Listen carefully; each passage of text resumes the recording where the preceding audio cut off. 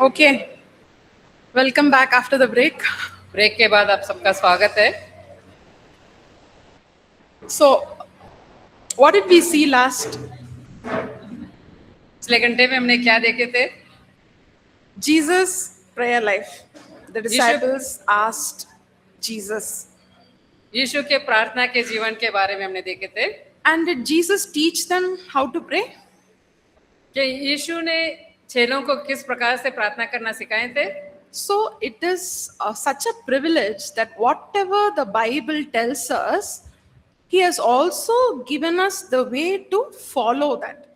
ये बहुत ही सौभाग्यपूर्ण तरीका है कि परमेश्वर के वचन में जो कुछ भी हमें बताया गया है उसे पालन करने के लिए उसका तरीका हमें दिया गया है। So, next we'll see why we have to pray. हम आइए देखते हैं हमें प्रार्थना क्यों करना चाहिए। So, we pray because we are fulfilling God's design. हम इसलिए प्रार्थना करते हैं, परमेश्वर की इच्छा को पूरा करते हैं। So, God's design is perfect and it always works. There's no failure. परमेश्वर का जो डिजाइन है बहुत ही उत्तम है और कभी भी असफल नहीं होता है। And another thing we saw in our previous class, why do we pray? और एक चीज हमने देखे थे पिछली कक्षा में कि हम प्रार्थना क्यों करते हैं। Anyone wants to share? क्या आप कोई बताना चाहते हैं?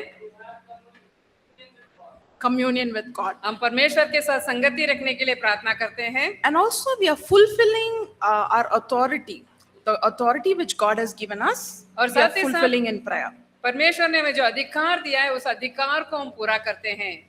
And we also pray because we are so helpless and we are so dependent on God, and only when we go to God in prayer we are able to fulfill His plans and purposes in our lives. हम बहुत ही असहाय है, बहुत ही निर्बल है। हम परमेश्वर के उपस्थिति में प्रार्थना में इसलिए जाते हैं ताकि हम परमेश्वर से सामर्थ पाकर उनके उद्देश्य और उनकी योजना को पूरा कर सकें। Apart from God we can do nothing.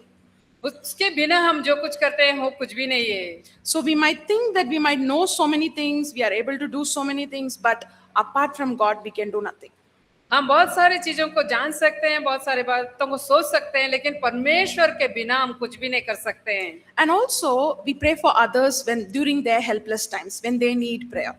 और दूसरों के लिए भी वे जब असहाय होते हैं, उनको प्रार्थना की जरूरत पड़ती है, तब हम प्रार्थना उनके लिए करते हैं। And we see that God looks for people who pray. हम ये भी देखते हैं कि परमेश्वर जो है ऐसे लोगों को ढूंढते हैं जो प्रार्थना करते हैं। God looks for intercessors. और परमेश्वर जो है मध्यस्थी करने वालों को ढूंढ रहे हैं। And we also see that we pray because God rewards what we do in secret. और परमेश्वर हम इसलिए भी प्रार्थना करते हैं, परमेश्वर जो हम गुप्त में करते हैं उसका प्रतिफल देते हैं। Also we read in Matthew chapter 6 verses 5 and 6. हम मत्ती 5 छठा अध्याय के 5 और छठा वचन में देखते हैं। Also this is in page number 8. ये जो है, so when you pray you shall not be like the hypocrites, for they love to pray standing in the synagogues and on the corners of the streets, that they may be seen by men. Assuredly I say to you, they have their reward. मत्ती छठा अध्याय का 5वां वचन, जब वे प्रार्थना करें कपटियों के समान ना हो, क्योंकि लोग उनको दिखने के लिए आराधनालय में और सड़कों में मोड़ों के खड़े होकर प्रार्थना करना अच्छा लगता है। मैं तुझसे कहता हूं कि अपना प्रतिफल वे पा चुके हैं। So verse 6 says, but you, when you pray, go into your room, and when you have shut your door, pray to your Father who is in the secret place, and your Father who sees in secret will reward you openly. छठा वचन, मत्ती 5वां छठा अध्याय का छठा वचन, परंतु जब तू प्रार्थना करे तो अपनी कोठरी में जा और द्वार बंद करके अपने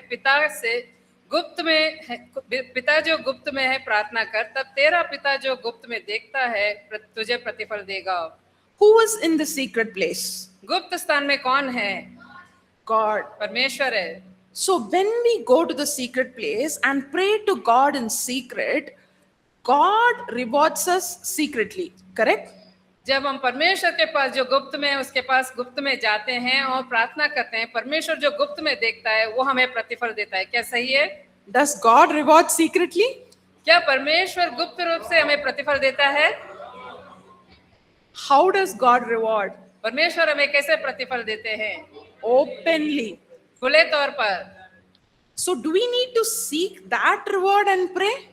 क्या हम उस प्रतिफल को ढूंढते हुए हमें प्रार्थना करना चाहिए? That is not for us to seek. हमें उस प्रतिफल को देखते हुए या उसको ढूंढते हुए नहीं करना है। When we go to our Father in secret, when we cry out to Him, when we pour our heart to Him, God rewards us openly and He chooses to do how He chooses to do. जब हम परमेश्वर के उपस्थिति में प्रार्थना में जाते हैं, उसे ढूंढने की कोशिश करते हैं, परमेश्वर चाहता है कि वो जिस प्रकार से प्रतिफल देना चाहते हैं वो देते हैं।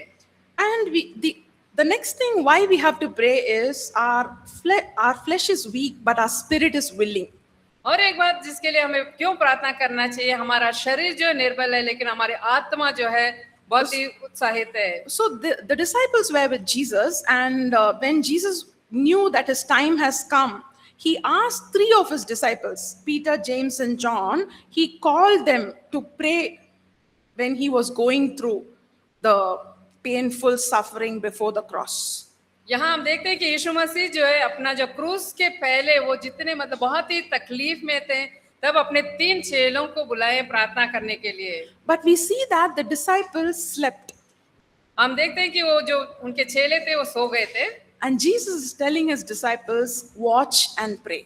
और तब जो है यीशु मसीह अपने चेलों से कह रहे हैं कि सावधान जागते रहो और प्रार्थना करो। So to overcome the fleshly weakness, we are called to pray. हमारी जो शारीरिक जो कमजोरी है उसमें विजय पाने के लिए हमें प्रार्थना करने के लिए बुलाए गए। So what are the 5 things we saw why we should pray? हमने किन 5 चीजों के बारे में देखे क्यों हमें प्रार्थना करना है? We pray because we are following God's perfect design. हम इसलिए प्रार्थना करते हैं परमेश्वर की सिद्ध अभिकल्पना है उसका पालन कर रहे हैं। And we pray because we are able to fulfill the authority God has given us. हम इसलिए भी प्रार्थना करते हैं कि परमेश्वर ने जो अधिकार हमें दिए हैं उसे पूरा करने के लिए। And we pray because helpless people need prayer. हम इसलिए प्रार्थना करते हैं असहाय लोगों को प्रार्थना की जरूरत है। And we pray because God definitely sees us and He rewards us.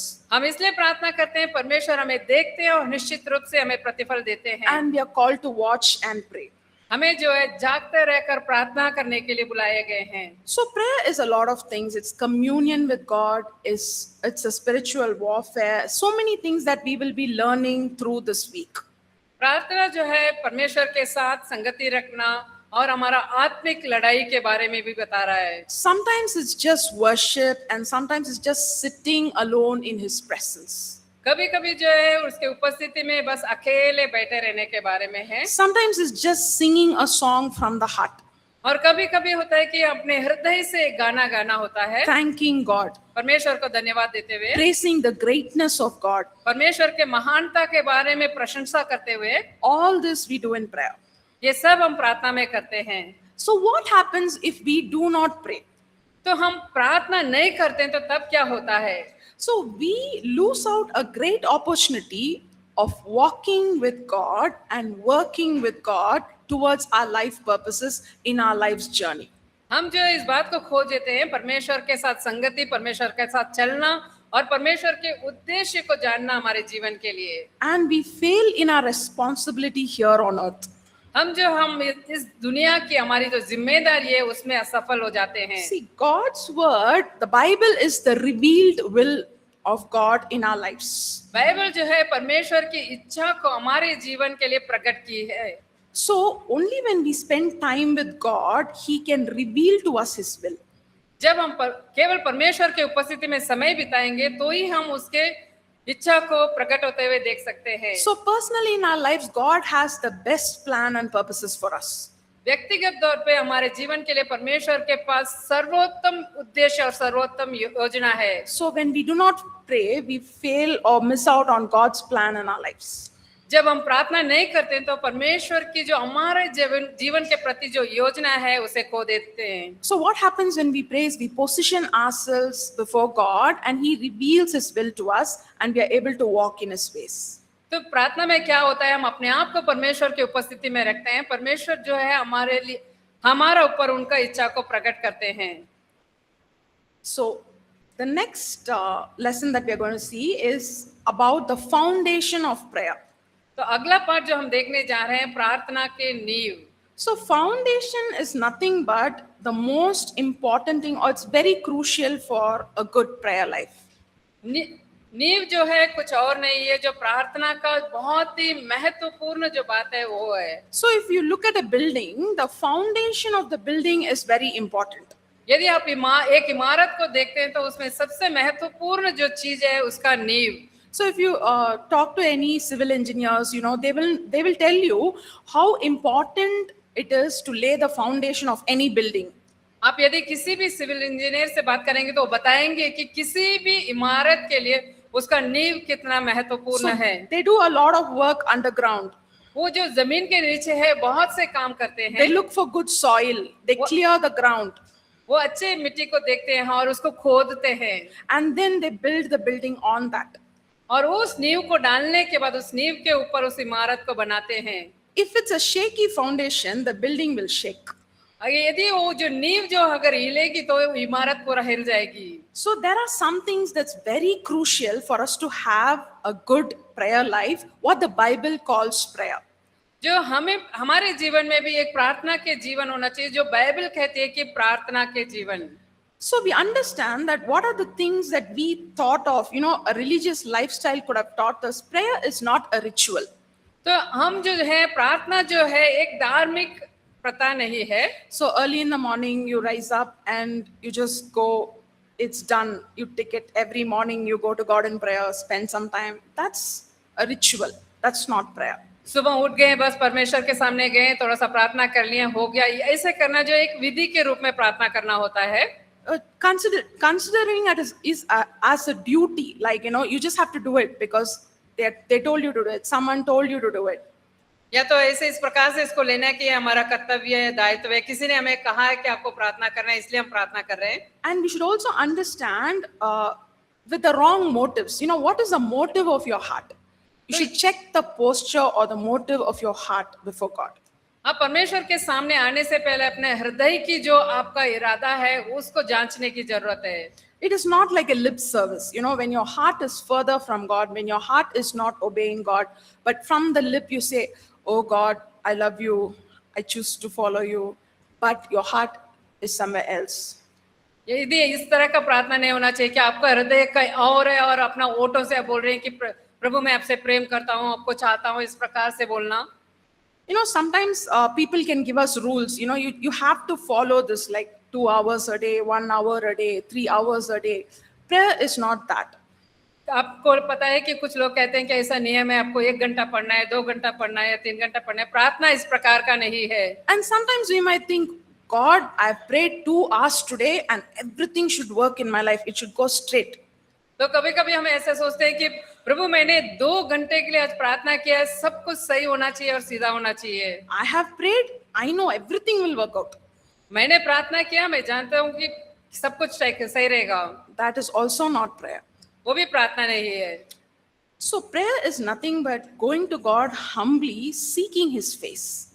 प्रार्थना और कुछ नहीं है, परमेश्वर के सम्मुख नम्रता से जाना और उनके चेहरे को ढूंढना। And it is not about our eloquence, like trying to show that I know so much from God's word.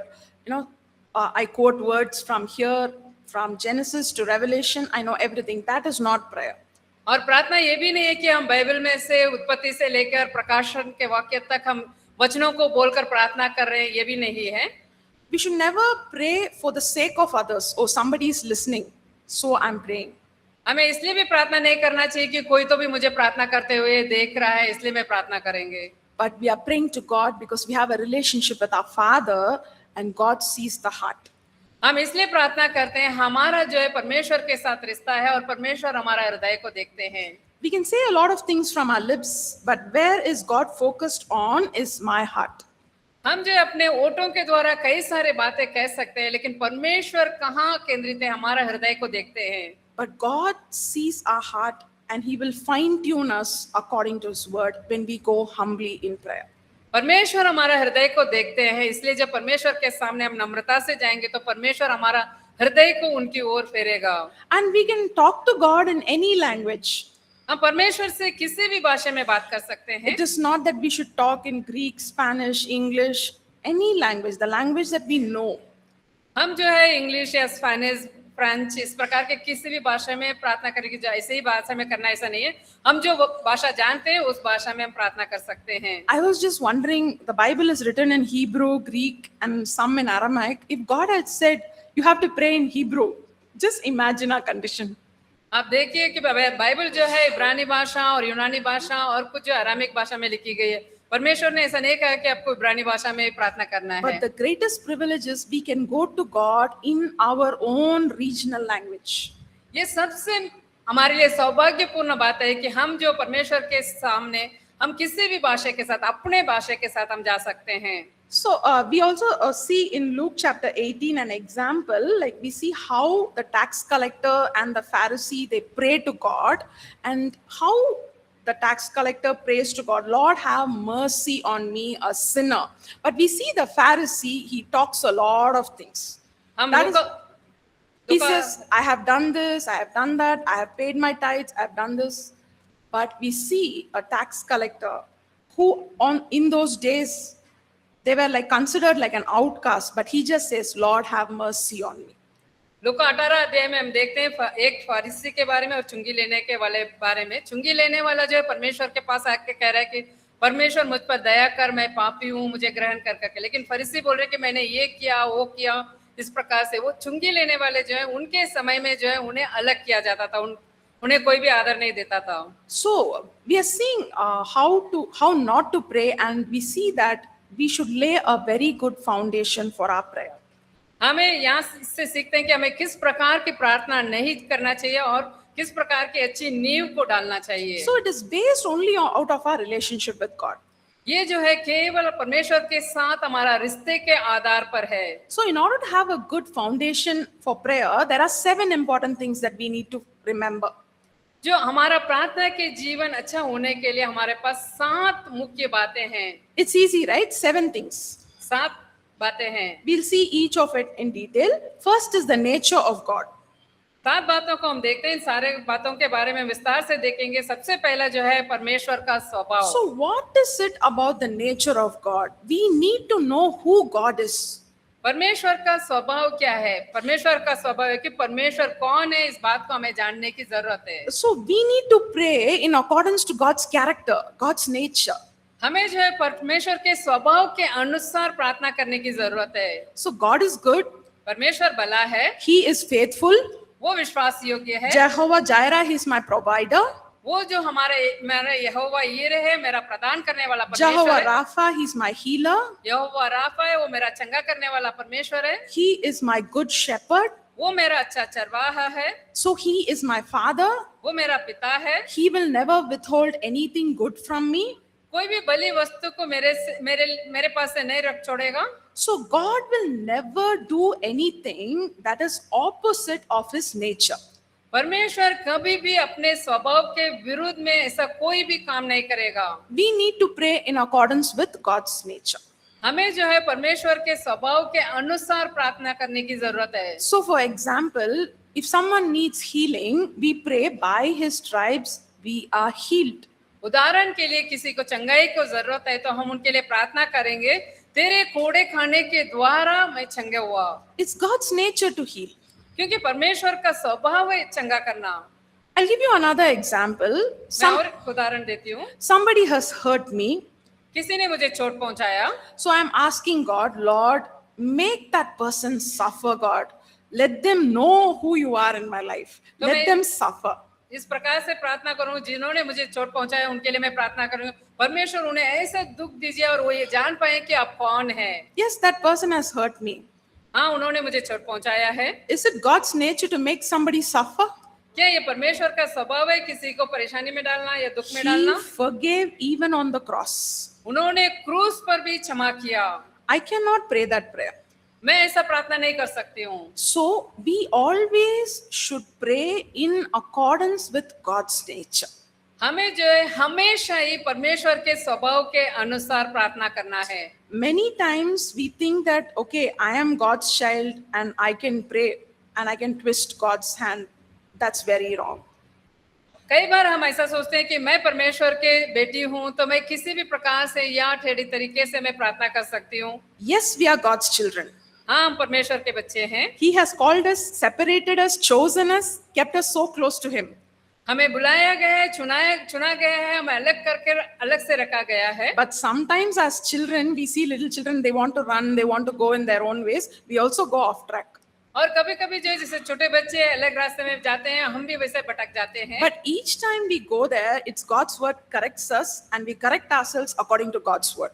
और जब भी हम भटक जाते हैं, परमेश्वर का वचन हमें सुधारते हैं, हम अपने आप को परमेश्वर के वचन के अनुसार सुधारते हैं। So we pray only in accordance to God's will. तो हम जो है हमेशा परमेश्वर के इस स्वभाव के अनुसार प्रार्थना करते हैं। It is His nature to heal, and it is His nature to forgive. ये चंगा करना और क्षमा करना उनका स्वभाव है। And another thing we see is He's an almighty God, and it is in His sovereignty, He will choose to do what He wants to do. और एक चीज हम देखते हैं कि वो सामर्थी परमेश्वर है, अपना संपूर्णता में वो चुनते हैं वो क्या करना चाहते हैं। So as we grow closer in our relationship with God, as we get into that level, God will reveal to us more and more of Him. जैसे हम इस घनिष्ठता में बढ़ते जाते हैं, परमेश्वर जो है जितना अधिक हम बढ़ेंगे उतना अधिक अपने इच्छा को हम पर प्रकट करेंगे। So first thing we saw is we have to pray in accordance to God's character and nature. हमने पहली बात जो सीखे हैं, हमें जो है परमेश्वर से प्रार्थना करते समय उनका स्वभाव और चरित्र के अनुसार प्रार्थना करना है। So the second thing is we are called to have a close connection, an intimate connection with God. और दूसरी बात जो हम सीख रहे हैं, परमेश्वर के साथ घनिष्ठता से रिश्ता। So intimacy with God is a choice. परमेश्वर के साथ घनिष्ठता जो है हमारी चुनाव है। So prayer we saw that it is birthed out of a relationship with God. प्रार्थना हमने देखे थे कि वो प्रार्थना जो है परमेश्वर के साथ हमारे रिश्ते के कारण होता है। So everything we do should come out of that relationship or that place of abiding in God. इसलिए जो कुछ भी हम करते हैं परमेश्वर के साथ के उस रिश्ते के साथ या परमेश्वर के साथ बने रहने के उस स्थान से आना चाहिए। So one of us can read John chapter 15 verse 7. हमें से एक कोई यूहन्ना 15 अध्याय के 7वां वचन पढ़े।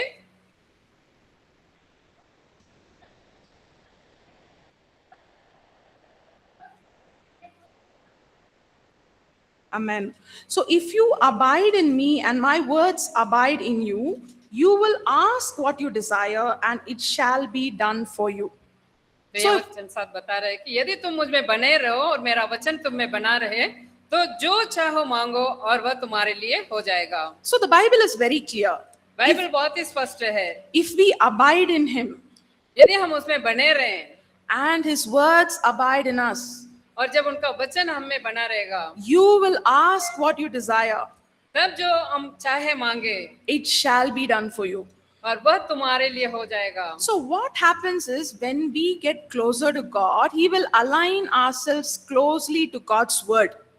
जब हम परमेश्वर के साथ घनिष्ठता से जाते हैं तो हम क्या करते हैं, परमेश्वर के वचन के साथ अपने आप को जोड़ते हैं। And we'll be ready to do God's will.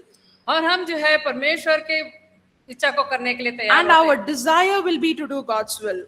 और हम परमेश्वर के इच्छा को करने के लिए चाहत रखते So हैं। we keep asking the desire.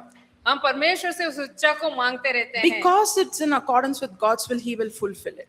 इसलिए परमेश्वर के वचन के अनुसार है वो उसको पूरा करेंगे। So this is a process. So we keep on growing close to God even as we spend time with God.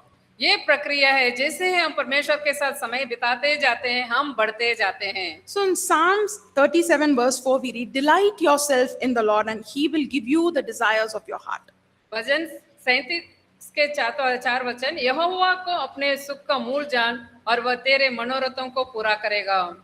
So once we keep abiding in God, we'll come to a place of saturation where we always think about Jesus. You know, we think like Jesus, we act like Jesus. You know, even the words that we speak will be like Jesus. जब हम परमेश्वर की उपस्थिति में समय बिताते हुए आते हैं तब जो है हम जो बात करते हैं, हम जो बोलते हैं, ये सब यीशु मसीह की तरह रहता है। So in your notes, page 10, there's something about an intercessor called Rees Howells. यहाँ आपके नोट्स में आप देख सकते हैं कि जो आपके हिंदी के नोट्स में 14 पेज नंबर 14, रिस हावेल्स नाम के व्यक्ति के नाम में। So he talks clearly about the necessity of abiding in Jesus. वो जो है यीशु मसीह के साथ बने रहने के आवश्यकता के बारे में स्पष्ट रूप से बता रहे हैं। So he is the vine and we are the branches. वो दाखलता है और हम डालियां हैं। So if we see this, you think this is the vine, Jesus, and we are all attached as branches to him.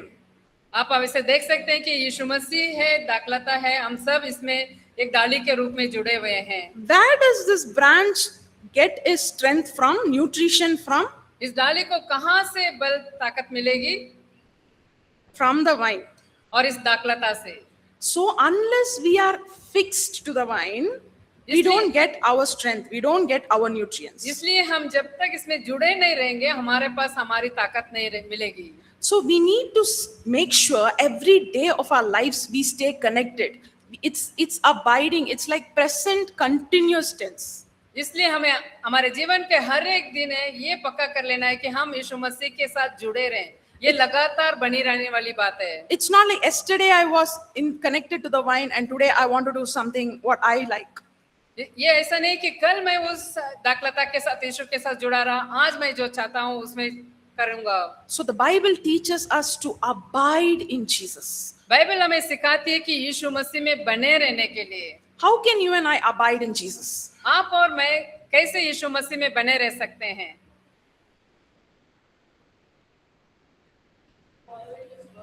Yes. Follow his परमेश्वर का word. वचन का पालन करते हुए So how can you follow his word? आप कैसे परमेश्वर का वचन का पालन कर सकते हैं? So choosing to spend time with him. आप परमेश्वर के संगति में समय बिताने का चुनाव करते हुए। Imagine if you honor a relationship, you value that relationship, first thing you'll give is you'll spend time with them. आप ऐसा कल्पना करके देखिए, आप किसी रिश्ते को आपका है तो उस रिश्ते को आप मूल्य जानते हैं, सबसे पहले कार्य क्या करेंगे? उस रिश्ते के साथ आप समय बिताएंगे। So we as God's children, we are called to have an intimate friendship and fellowship with God. हम परमेश्वर के संतान होने के नाते हम जो परमेश्वर के साथ घनिष्ठता से रिश्ता और सहभागिता के लिए बुलाए गए हैं। So we see that fellowship with God enables us to have fellowship with one another.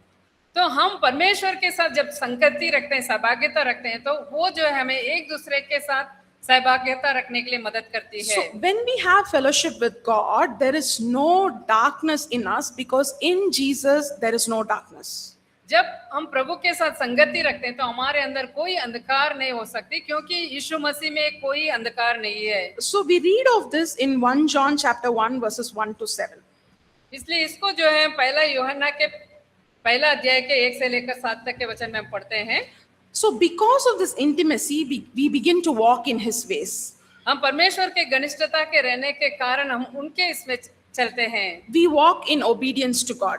हम परमेश्वर के आज्ञाकारिता में चलते हैं। So truly when we walk in fellowship with God, we will have nothing to do with the world. इसलिए जब हम परमेश्वर के संगति में चलते हैं तो हमारे पास संसार के पास कुछ, हमारे लिए संसार में कुछ नहीं है। So God becomes our priority. God becomes our everything.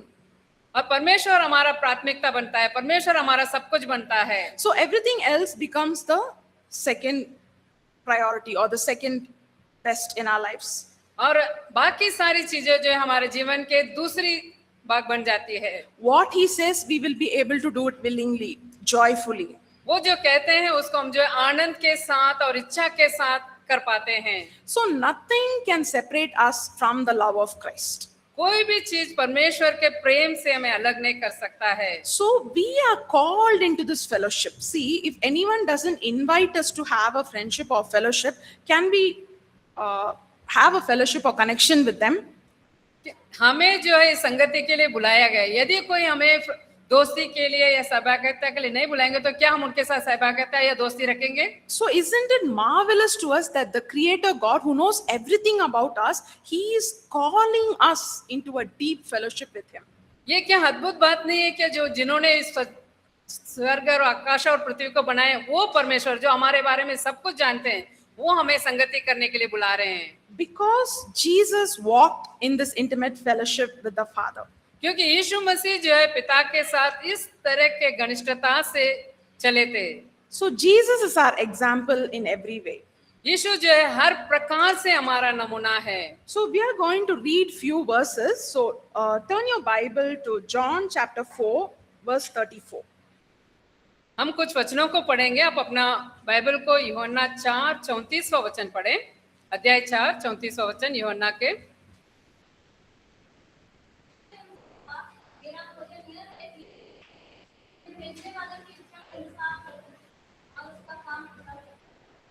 So Jesus was always focused on doing the Father's will. यीशु जो है पिता के इच्छा करने में ही केंद्रित थे। So for this, he was always hearing from the Father. इसके लिए वो पहले से पिता से सुन रहे थे। So how we can choose to have this intimate relationship is when we choose to spend that intimate time with God. हम इस घनिष्ठता को कैसे हम चुन सकते हैं? जब हम परमेश्वर के साथ वो घनिष्ठ रिश्ता बनाने के लिए समय बिताते हैं। And let's read John chapter 5 verse 17. आइए हम यूहन्ना के 5वें अध्याय का 17 वचन पढ़ें।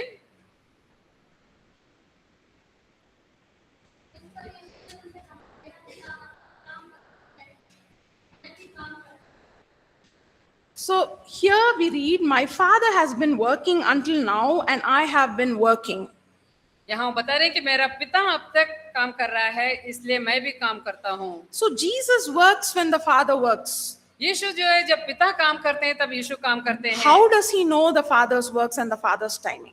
वो कैसे जान सक पा रहे हैं कि परमेश्वर का पिता काम कर रहे हैं और पिता के समय को? Because he's choosing to spend time with the Father. ये इसलिए कि वो जो है पिता के साथ समय बिताने का चुनाव करते हैं। He's always connected with the Father. वो हमेशा पिता के साथ जुड़े हुए हैं। And let's read John chapter 5 verses 19 and 20. आइए यूहन्ना 5 का 19 और 20वां वचन पढ़े।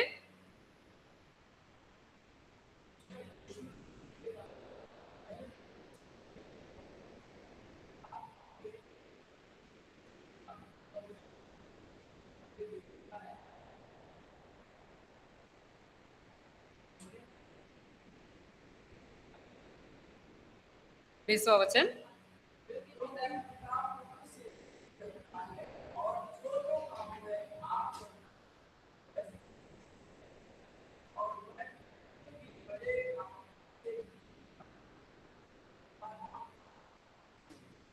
So we see here, we read in John chapter 5 verses 19 and 20, most assuredly I say to you, the Son can do nothing of himself, but what he sees the Father do, for whatever he does, the Son also does in like manner. For the Father loves the Son and shows him all things that he himself does, and he will show him greater works than them, that you may marvel. So we see that in that secret place, he is choosing to spend that time with God, and so he can walk in God's ways in his timing and his will. यहाँ हम देखते हैं कि गुप्त स्थान में गुप्त समय बिता रहा है कि ताकि वो देख सकें और उनके समय को, उनकी इच्छा को जान सकें। So when we choose to spend time with God, we will always be walking in God's will. जब परमेश्वर के उपस्थिति में समय बिताने का चुनाव करते हैं तो हमेशा हम परमेश्वर की इच्छा के अनुसार चल रहे होंगे। When we turn in the wrong direction, we will hear his voice and he will correct us. जब हम मुड़ते हैं तो हम परमेश्वर का आवाज को अपने कान में सुनते हैं, हमें सुधारते हुए। So we know, we hear his voice, and like a shepherd is leading the sheep, God the Father will be leading us step by step. हम एक चरवाहे के रूप में उनका आवाज को सुनेंगे और परमेश्वर हमें कदम ब कदम चलाते हुए हम देखेंगे। So we read in Psalms 103 verse 7 about this great saint of God, Moses. हम भजन 103 के 7वें वचन में ऐसे देखते हैं जो परमेश्वर के महान भविष्यवक्ता के बारे में, मूसा के बारे में। The Bible says he made known his ways to Moses, his acts to the children of Israel. यहाँ बता रहे हैं कि परमेश्वर ने अपने गति को मूसा को दिखाई और उनके बच्चों के कामों को दिखाए हैं। Can one of us read Exodus chapter 33 verse 11? वही निर्गमन 33 के 7वां वचन पढ़े। निर्गमन 33 और 7वां वचन। This will not be in your notes, so please make a note of it. Exodus chapter 33 verse 11. 11वां वचन। 11 हाँ 11. 11 वचन 33 का 11।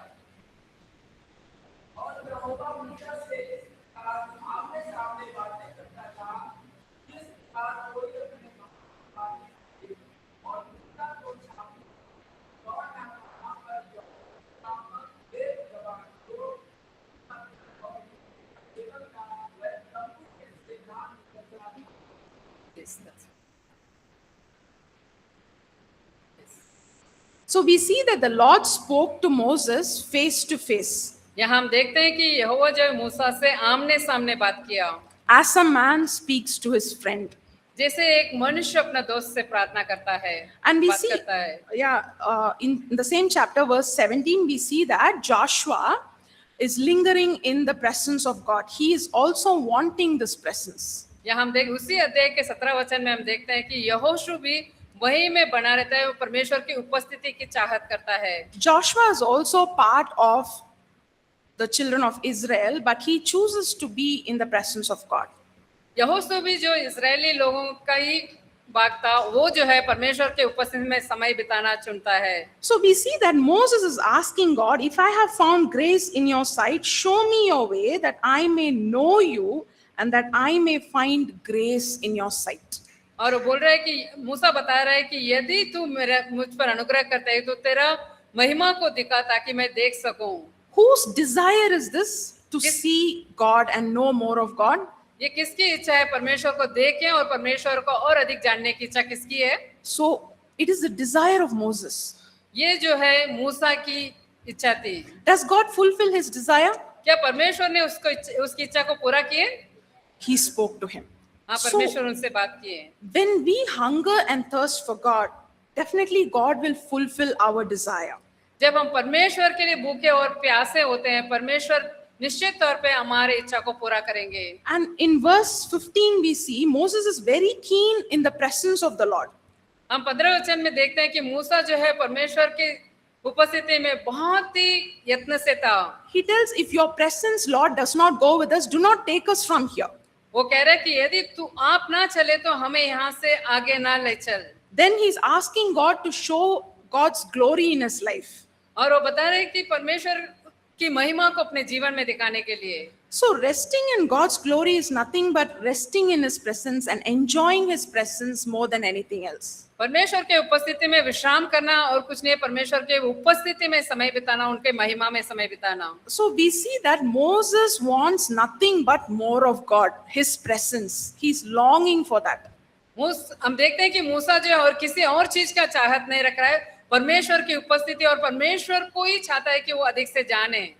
And even when he, after spending time with God and when he comes down, we see that the children of Israel can see that his face is shining with God's glory. हम देखते हैं कि मूसा को परमेश्वर के उपस्थिति में समय बिताकर आने के बाद इजरायली लोग जो है उसके चेहरे को चमकते हुए देखते हैं। So for 40 days and 40 nights he spent time alone with God. 40 दिन और रात वो अकेले में परमेश्वर के साथ समय बिताया। So when he is coming down from Mount Sinai, जब सिनाई पर्वत से ऊपर नीचे उतर रहा था, his face reflects God's glory. वो उसका चेहरे में जो है परमेश्वर की महिमा चमक रही थी। See, another thing we should understand is the children of Israel, they did not experience God's glory like Moses. और एक चीज हम सीख सकते हैं कि इजरायली लोग जो है, जिसे मूसा ने परमेश्वर की महिमा की अनुभव किया, इस प्रकार से उन्होंने अनुभव नहीं किया। So it is their own nature that prevented them from enjoying a walk closer with God. ये जो है उनकी खुद की स्वभाव ही जो है परमेश्वर की महिमा की, तो परमेश्वर के साथ नजदीकी से चलने की वो बात को जो है रोक रही थी। So while thinking about the Israelites, we see that they cried out to God when they were being hard pressed by the Egyptians. हम जब इस्राएलियों के बारे में देखते हैं तो वो जो मिस्री लोग द्वारा जब उन्हें परेशान किया गया तो वो परमेश्वर की ओर देखकर पुकार रहे थे। And when God delivered them out of Israel, they wanted to walk in their own ways. They complained when there is no water, there's no food, and they were thinking about the garlic and leeks which they left in Egypt. और जब परमेश्वर ने उस मिस्र देश से उन्हें छुड़ाकर लाए तो वो रास्ते भर में कुड़कुड़ाते हुए शिकायत करते हुए गए और उन्होंने मिस्र में जो लहसुन खाई थी उसके बारे में बात करने लगे। The Lord led the Israelites by the pillar of fire. और परमेश्वर जो है इस्राएलियों को जो है आग के खंबे के जैसे उन्हें अगुवाई किए, A pillar of cloud. और बादल के खंबे के तौर पे। Yet they did not see the power and glory of God. फिर भी परमेश्वर के सामर्थ्य और महिमा को देख नहीं पाए। God made a way for them amidst waters.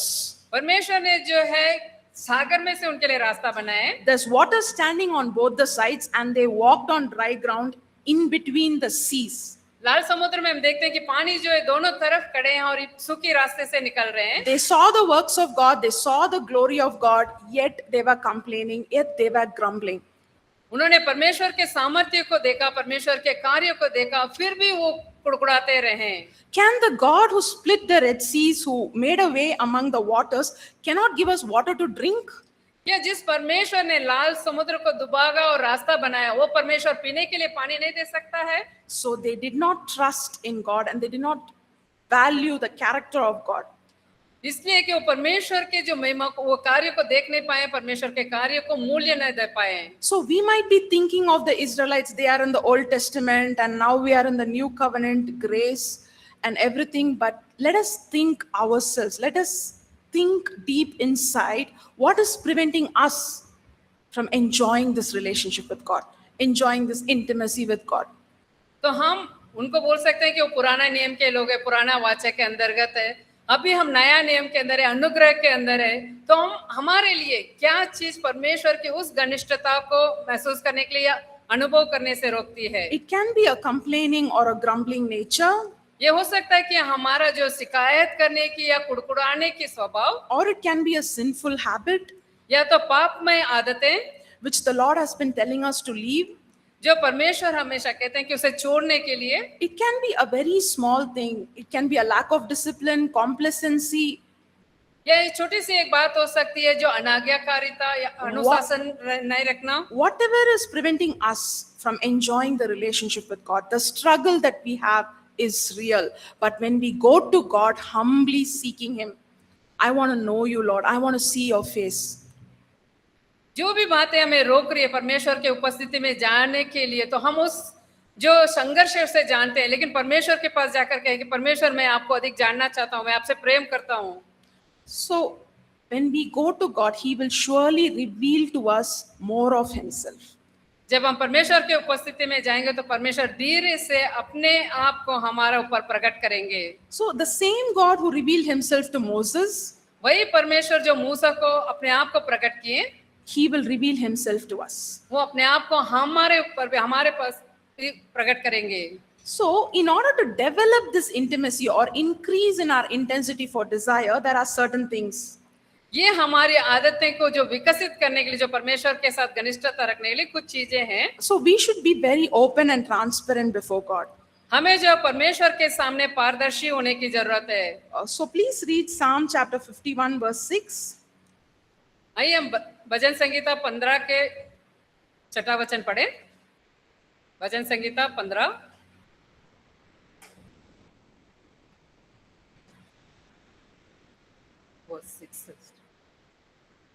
Psalm 51 verse 6. Sorry 51 के वचन 6, भजन 51।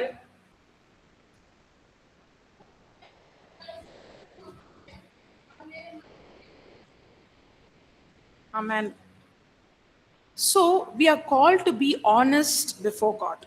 हमें जो परमेश्वर के सामने सच्चाई से या ईमानदारी से रहने के लिए बुलाया गया है। And another thing we read in Jeremiah chapter 29 verse 13, you will seek me and find me when you search for me with all your heart. यहाँ यिर्मयाह के किताब में भी हम देखते हैं 29 के 13 में कि यदि तुम यत्न से मुझे ढूंढोगे तो पाओगे, संपूर्ण मन से मुझे ढूंढोगे तो तुम पालोगे करके। Why does the Bible say all of your heart?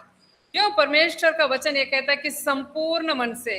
You have been silent for some time, so let's hear. आप लोग बहुत देर से चुपचाप बैठे हो, आइए आपसे सुनते हैं। We have only one heart. हमारे पास केवल एक ही हृदय है। Why does the Bible say all of your heart? पूरे हृदय से करके परमेश्वर क्यों बताया, वचन क्यों बता रहा है? आप लोग के जवाब को सुनने के लिए तैयार है? Yeah, we are one in Christ. So how can we seek God with all of our heart? तो हम परमेश्वर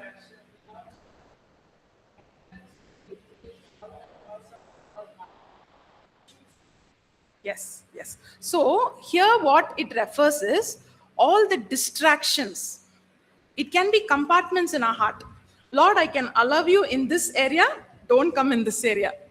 तो यहाँ बताया है कि ध्यान ना भटकने वाले से हम अपने हृदय में जो है अलग अलग बाग बना के रखे रखे होंगे और बोलेंगे परमेश्वर आप यहाँ तक आइए, यहाँ पर मत आइए। So this area I'll allow you, God, but don't come in this. I can obey you, but please, there'll be a transaction, internal transaction. तो यहाँ जो है इस क्षेत्र तक यहाँ आए परमेश्वर, इसके बाद आप ना आए। So God calls us to follow Him with all of our heart. परमेश्वर जो है हमारे संपूर्ण मन से उनका पालन करने के लिए बुलाए हैं। What do you think is the biggest distraction of our age and time?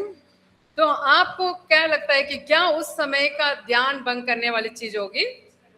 Instagram. अभी के समय के I feel the mobile phone itself. Sometimes I feel like I live in the 4th floor. Sometimes I get so irritated. I want to put my phone down from the 4th floor. मुझे लगता है कि इस युग का जो ध्यान भंग करने वाला चीज है हमारा मोबाइल फोन है। मैं चौथी मंजिले पे रहती हूँ, कभी कभी मुझे ऐसा लगता है कि अपने फोन वहां से फेंक दूं। Every time the phone is ringing, every time the phone is notifying, sometimes it even picks up what we speak. तो कभी कभी होता है कि हर बार वो फोन बजती रहती है। So, okay, I just want to buy this or something like that. It just picks it up. I don't know like how, the signals or how it works, but we are in this age and time that constant notifications. And sometimes there'll be no ring. We'll just see if someone has called. No one would have thought of us.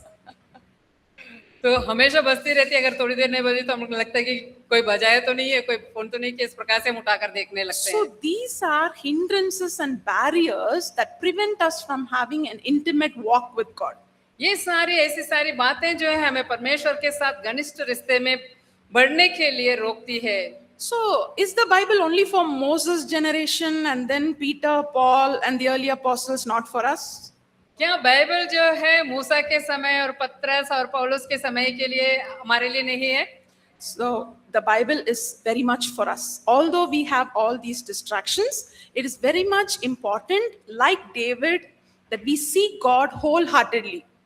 तो भले ही हमारे पास ध्यान का भंग करने वाली बहुत सी चीजें हैं, फिर भी बाइबल जो है हमारे लिए, इसलिए हमें जो है दाऊद के समान पूरे मन से सच्चाई के साथ वचन को देखना है। We see David crying his heart out. Likewise, we have to pour out and pursue God. We have to pursue His presence.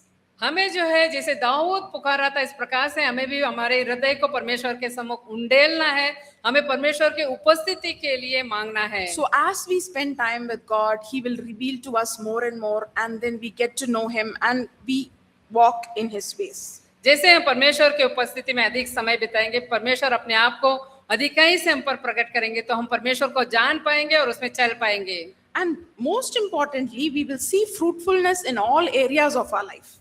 सबसे महत्वपूर्ण बात यह है कि हम जो अपने जीवन के हर क्षेत्र में फलदायक बनेंगे। Whatever we do, the Lord will make it prosper. जो कुछ भी हम करेंगे, परमेश्वर जो है उसे जो है बहुत ही उसमें उन्नति कराएंगे। So let's read John chapter 15 verse 5. आइए यूहन्ना 15 का 5वां वचन पढ़ें। यूहन्ना अध्याय 5. John chapter 15 verse 5. यूहन्ना 15 का 5वां वचन।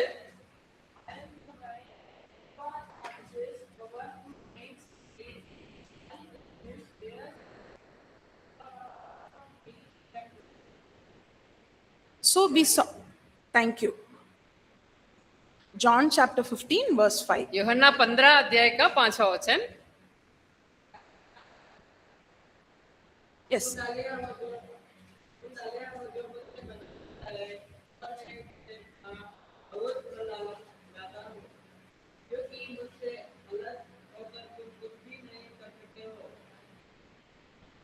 Thank you. Yeah. So I am the vine and you are the branches. We just saw this verse. हमने अभी इस वचन को देखे हैं। He who abides in me and I in him bears much fruit. हमने देखे थे जो वो मुझ में बने रहे, मैं उसमें बने रहे तो अधिक फल लाएगा। So the secret is in the abiding. जो इसमें जो रहस्य बात जो है उसमें बने रहने के बारे में। Who will cause us to bear fruit? कौन हमें फलदायक बना सकता है? God. परमेश्वर। So what are we called to pursue? हमें किस चीज की पीछा करने के लिए बुलाए गए हैं? An intimate relationship with God. परमेश्वर के साथ घनिष्ठ रिश्ता के लिए। The Bible is very clear. Apart from me, you can do nothing. यदि परमेश्वर का वचन बहुत स्पष्ट है कि मैं मुझसे अलग होकर तुम कुछ भी नहीं कर सकते हो, So you might ask me, I am doing so many things without prayer, like I didn't seek God, and I'm just, things are going on in my life. You might think that, but you see, it is His grace that is keeping us.